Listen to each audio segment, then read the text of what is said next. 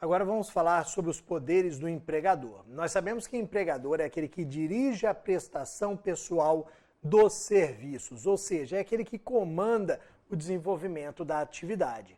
Para comandar a atividade, o legislador trouxe para o empregador alguns poderes, dotou o empregador de alguns poderes, que são os poderes, vamos lá, de organização, fiscalização e disciplinar. Poder de organização também dito por vários como poder diretivo. Vejam que o poder de organização ou poder diretivo, ele nos traz a seguinte ideia: eu vou dirigir, eu vou organizar, eu vou criar as regras da minha empresa.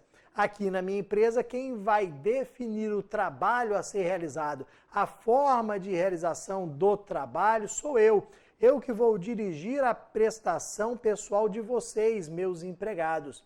Então, quando a gente fala em poder diretivo ou de organização, a gente está falando na estipulação de detalhes ali do dia a dia.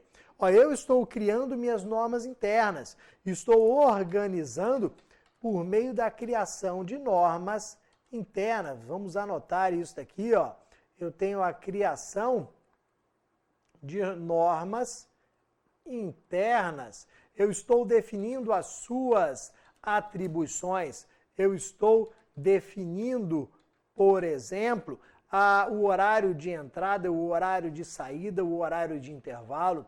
Eu estou criando metas, eu estou estipulando aqui o que deve ser feito no dia a dia. Eu vou lá e falo que todo dia vocês devem me mandar um relatório do que foi feito. Vejam que eu estou me valendo do poder de organização. Eu estou estipulando o seu horário de trabalho de 7 a 5, por exemplo, 8 a 5 com uma hora de intervalo, 7 a 5 com 2 horas de intervalo. Estou criando as normas para a minha empresa. Só que vamos lá, de nada adiantaria criar normas se eu, empregador, não pudesse fiscalizar o seu cumprimento. Imagina o seguinte: eu estou vendo que a produtividade dos meus empregados está caindo, só caindo. E eu começo a perceber que fica todo mundo assim, o dia todo. Aí volta, trabalha um pouquinho, aí apita o WhatsApp, aí vem, aí apita o Facebook, aí o cara volta, aí fica, aí nada de produzir. Beleza. O que eu faço dentro do meu poder de organização? Proíbo a utilização de telefone celular. Se tiver algum problema em casa, especialmente quem tem criança pequena, isso pode acontecer, avise em casa que o telefone de contato é esse daqui. Vai ligar para o telefone fixo que está em cima da sua mesa. Mas vejam que eu posso proibir a utilização de telefones celulares. De nada adiantaria proibir se eu não pudesse fiscalizar. Então é por isso que nós temos o segundo poder, que é o poder de fiscalização. Eu crio a norma e eu fiscalizo o seu cumprimento ou não. Esse fiscalizar aqui é inerente ao empregador. Só que nós temos formas e formas de impor essa fiscalização. Vejam que a fiscalização que sempre ocorreu dentro das empresas é aquela olho no olho, ou seja, o gerente, o chefe, o supervisor, que fica ali observando se o empregado está ou não trabalhando, se está ou não cumprindo com as ordens, com as determinações. A fiscalização, ela sempre foi muito pessoal. Eu ali do lado dava aquela passada, aquela olhada, analisava os relatórios do dia para saber como é que você estava desenvolvendo a sua atividade, o seu trabalho. Só que com o tempo passamos a ter aqui outras formas de monitorar o empregado.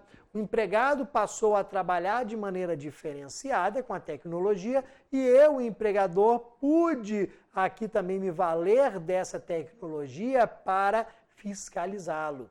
Eu posso hoje fiscalizar você estando a centenas, milhares de quilômetros, desde que eu tenha instalado, por exemplo, uma câmera. Eu posso fiscalizar o trabalho dos meus empregados por vídeo monitoramento, através de câmeras. Eu posso fiscalizar o seu e-mail, por exemplo. Esse daqui era um ponto muito debatido antigamente. Olha o que acontece. Eu tenho o meu e-mail, Gmail, Hotmail e Yahoo, que é o meu e-mail pessoal, e eu posso ter o meu e-mail corporativo. o @empresa.com.br.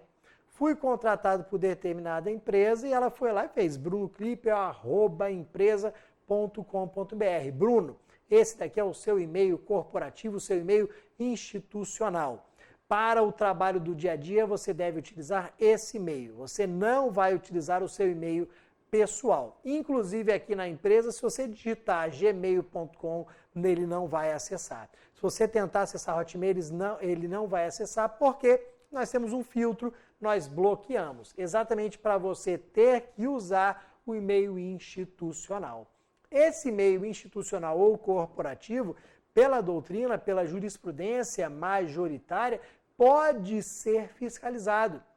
A empresa pode entrar no meu e-mail corporativo e ler minhas mensagens. Vejam, não são mensagens de trabalho? São. Então as mensagens de trabalho podem ser lidas. Não tem nada de pessoal, nada de confidencial, mesmo porque o e-mail não é para a utilização disso. Se você está a fim de cantar lá uma colega de trabalho, você não vai mandar pelo e-mail, ainda mais o e-mail corporativo. Então vejam que esse e-mail corporativo ele pode tranquilamente ser fiscalizado. O que não pode ser fiscalizado é o e-mail pessoal. Na sua empresa, você optou por não instituir um e-mail próprio.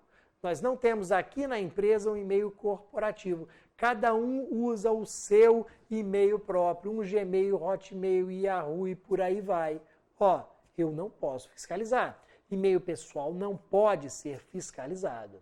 E câmeras, galera? Nós podemos ter a instalação de câmeras? Podemos, desde que não seja num local absurdo. Ah, mas que local absurdo seria esse? Que várias vezes já chegou ao TST com a condenação de empresas. Banheiros, vestiários. Mas Bruno, mas ninguém vai colocar câmeras nos banheiros? Claro que vai.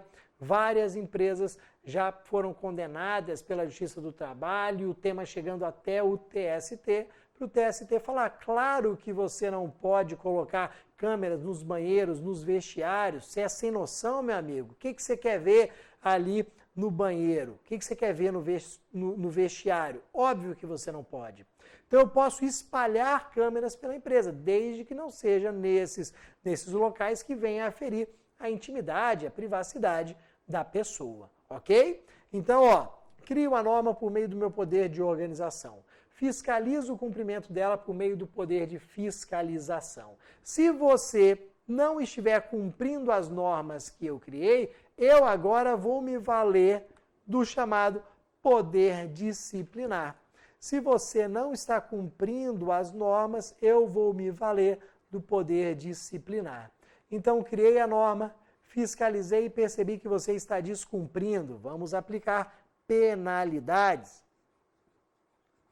Eu, empregador, por meio do poder disciplinar, vou aplicar a vocês penalidades. Quais são as penalidades comuns do dia a dia? Quando a gente fala na aplicação de uma penalidade ao empregado, naturalmente nos vem à mente o quê? A advertência, como a primeira penalidade a ser aplicada. Depois, suspensão, por fim, justa causa. Nós sempre pensamos na advertência sendo aplicada como a primeira penalidade, por ser a penalidade mais leve. Só que olha o que acontece, galera. A advertência, ela não está prevista em lei. Você não encontra a advertência prevista como penalidade na CLT. Mas por que ela é admitida, então, se ela não está prevista em lei? Por ser uma situação benéfica ao empregado. É muito melhor o empregado ser advertido do que suspenso. Porque se ele é suspenso, ele perde os dias da remuneração ali em que não houve trabalho. Ele perde a remuneração dos dias em que não houve trabalho. Na advertência, não. Recebeu aquele sabão, aquele puxão de orelha, recebeu a advertência ali por escrito, ok, beleza, guardou no bolso, não temos nenhuma outra consequência. Então, apesar dela não estar prevista em lei, a advertência é admitida, ela é possível por ser algo benéfico para o empregado. Agora, além da advertência, temos também a suspensão. A suspensão consta no artigo 474 da CLT, que traz um prazo máximo para essa suspensão. Tem um prazo máximo de 30 dias. Ó, suspensão, prazo máximo de 30 dias.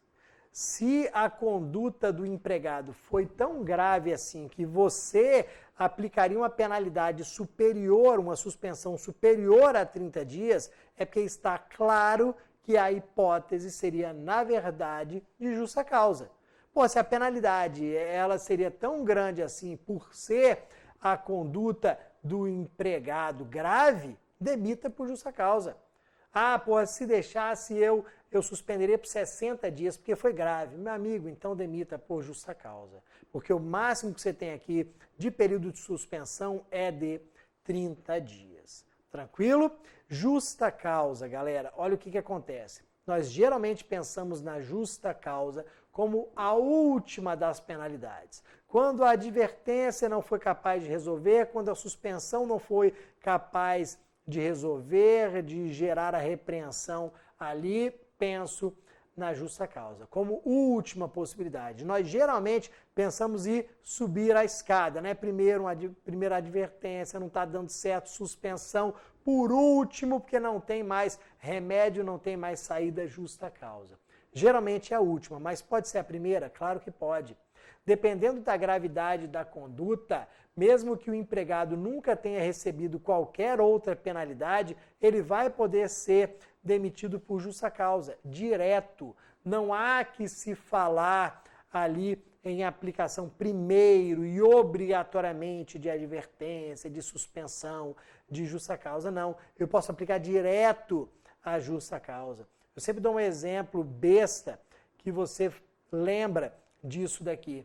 Ó, o seu melhor empregado, pô, excelente, literalmente o seu melhor empregado, um dia chega lá com as macacas, chega bravo com todo mundo, você pede para ele fazer alguma coisa, ou então você fala que o relatório que ele fez não estava dos melhores. Esse camarada tira uma peixeira da calça ali e te dá uma facada. Porra, o cara nunca fez nada de errado com você. Porra, foi a primeira facada, então eu vou te dar uma advertência. Na segunda facada, uma suspensão. Na terceira, que eu já estaria morto, justa causa. Porra, óbvio que não, meu amigo. Agressão, justa causa direto.